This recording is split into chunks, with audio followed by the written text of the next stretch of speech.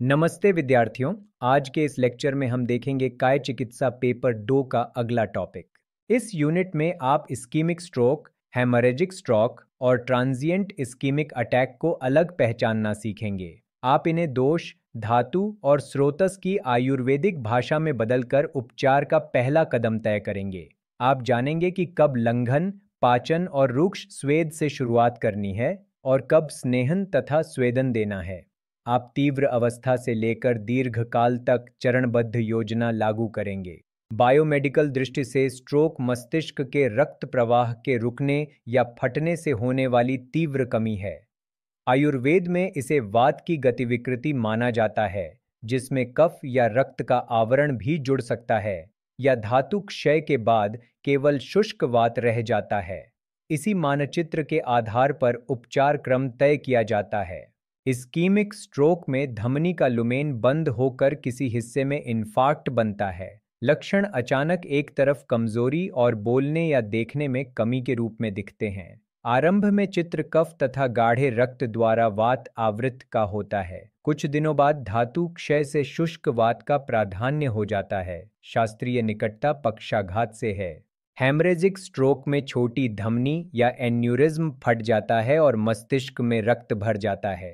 अचानक तेज सिरदर्द, उल्टी और होश में कमी दिखती है।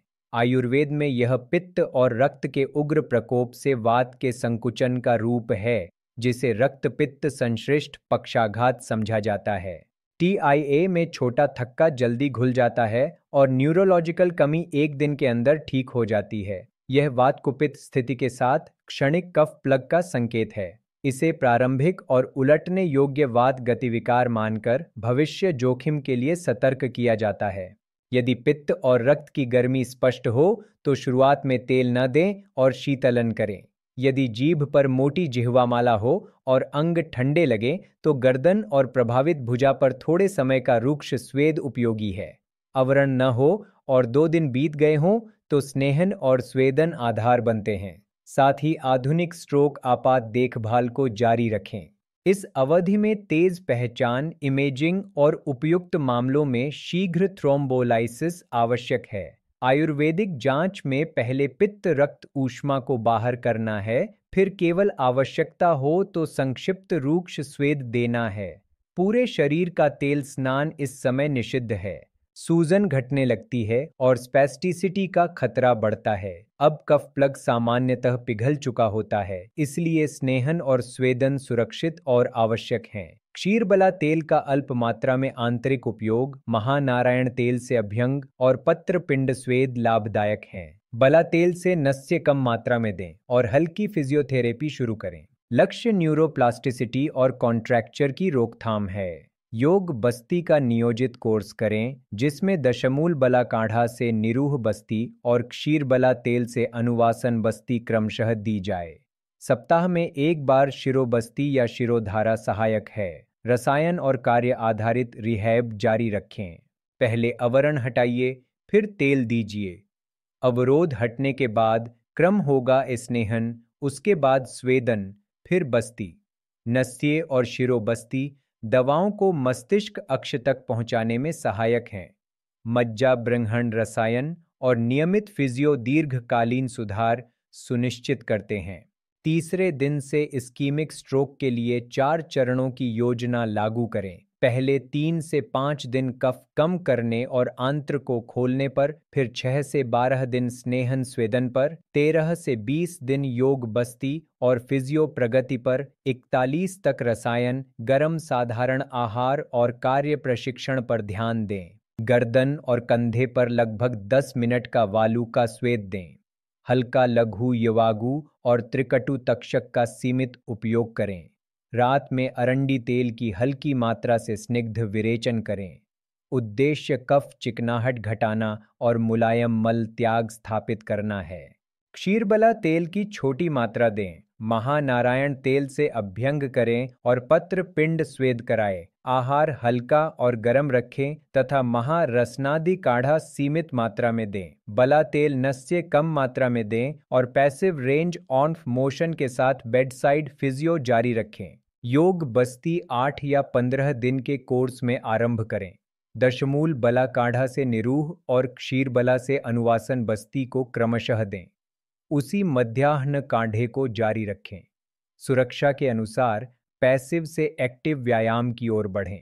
अश्वगंधा लेह्य रात में, गुडूची सत्व दिन में 2 बार और ब्राह्मी घृत सुबह थोड़ी मात्रा में दें। घी सहित साधारण गर्म भोजन रखें। चलने का अभ्यास और हाथ की कार्यात्मक ट्रेनिंग जोड़ें। मात्रा बल और अग्नि के अनुसार समायोजित करें। हेमरेजिक स्ट्रोक में पहले 1 से 2 सप्ताह क्षीरबला के स्थान पर तिक्त घृत को वरीयता दें। सिर पर भारी तेल या तेज ऊष्मा आरंभिक चरण में न दें, विशेषकर जब सिर दर्द हो। शीतलन, मल को नरम रखना और शांत नींद पर ध्यान दें, साथ में रक्तचाप नियंत्रण रहे। अश्वगंधा लेह्य से मांस बल और अक्ष वृद्धि को सहारा मिलता है। ब्राह्मी घृत से स्मृति और नींद सुधरती है। गुडूची सत्व एंटीओक्सीडेंट और इम्यून मॉड्यूलेशन में सहायक है। शुद्ध शिलाजतु खनिज और नर्व कंडक्शन में सहायक है। छोटी दैनिक मात्राएं दें और पाचन तथा नींद पर नजर रखें। घी युक्त मूंग सूप, जौ का दलिया, रात में लहसुन दूध उपयुक्त होने पर दें। सुरक्षित होने पर अंगों की हल्की तेल मालिश करें। भोजन को छोटे भागों में लें और गुनगुना जल पिए। जल्दी सोएं और शांत मन से पुनर्वास करें। तला भुना, ठंडा, दोबारा गर्म किया हुआ भोजन और अधिक लाल मिर्च से बचें। ठंडी हवा, ठंडे स्नान, कब्ज कराने वाला आहार, लंबा उपवास और रात भर जागना न करें। प्रारंभ में सही पोजीशनिंग और पैसिव मूवमेंट करें, फिर एक्टिव असिस्टेड मूवमेंट, बैठने का संतुलन और बेड से कुर्सी ट्रांसफर सिखाएं। आगे चलकर समतल भूमि पर चलने का अभ्यास, हाथ के कार्य जैसे पकड़ और पहुंच तथा सरल प्राणायाम जोड़ें। फिजियो टीम के साथ तालमेल रखें। तीव्र अवधि में पूरे शरीर का तेल स्नान न करें। हेमरेजिक मामलों में सिर पर तेज ऊष्मा से बचें। यदि भ्रम, नाड़ी अस्थिरता या श्वास कष्ट बढ़े तो प्रक्रिया रोकें। रक्तचाप, शर्करा और क्लॉटिंग की आधुनिक निगरानी के साथ सह प्रबंधन करें। बाएं MCA इंफारक्ट के 5वें दिन दाएं पक्ष में कमजोरी और हल्का वाणी दोष है, बुखार नहीं है। अल्प मात्रा में क्षीर बला आरंभ करें। महानारायण तेल अभ्यंग और पत्र पिंड स्वेद दें। बला तेल नस्य दें। हल्की फिजियो करें और 13वें दिन से योग बस्ती जोड़ें। दाईं ओर पुटामिनल ब्लीड के 10वें दिन बाईं ओर पक्ष में कमजोरी और सिर दर्द शेष है। आंतरिक स्निग्ध के लिए तिक्त घृत का कम मात्रा में उपयोग करें। सिर पर भारी तेल न दें, हल्का शीतल आहार रखें। गर्दन के नीचे अंगों की मालिश करें और रक्तचाप की देखरेख में फिजियो शुरू करें। प्रभावित अंगों का दर्द, टोन और मूवमेंट रेंज नोट करें। मल त्याग, भूख और नींद को रिकॉर्ड करें। हर सप्ताह चलने की दूरी और हाथ के कार्य का प्रदर्शन दर्ज करें। मनोदशा और प्रेरणा देखें और उपचार को पाचन और प्रगति के अनुसार समायोजित करें। इस्कीमिक स्ट्रोक कफ और रक्त प्लग से संबंधित है और बाद में शुष्क वात प्रबल हो जाता है। हेमरेजिक स्ट्रोक पित्त और रक्त के उभार से वात संकुचित करता है। अव्रण रहते स्नेह देना हानिकारक है। स्थिर होने पर बस्ती आधा उपचार है। दीर्घकाल में रसायन और फिजियो मिलकर वास्तविक कार्यक्षमता लौटाते हैं। इस टॉपिक से रिलेटेड PDF नोट्स आपको आयुर्वेद भारती की वेबसाइट में 3rd BAMS ट्यूशन कोर्स में मिल जाएगी। इस लेक्चर में इतना ही। अगले टॉपिक के साथ फिर मिलेंगे। धन्यवाद।